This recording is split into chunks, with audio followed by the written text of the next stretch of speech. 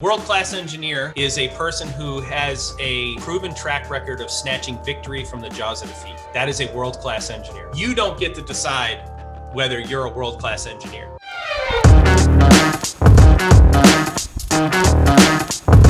Okay, so we have a couple good questions. I'll let you decide. So there's two, well, you could answer both of them if you want. One is from Pokes. Giza said, in one of your videos, you talked about being a world-class engineer. How do you define world-class engineer?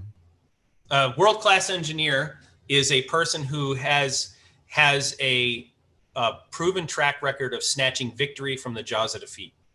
That is a world-class engineer. Okay, you don't get to decide whether you're a world-class engineer. I'm a world-class engineer because within our space, my reputation is I'm the guy who can snatch victory from the jaws of defeat. And I'm not the only one. There are lots of engineers out who have those reputations. You know those people, okay? One of the questions we ask our engineers is, can you be given a stack of papers that is nothing but a bunch of ideas and deliver on the spirit of those ideas and be the guy that made that happen? Can you do that, or be the girl that made that happen? That is a world-class engineer.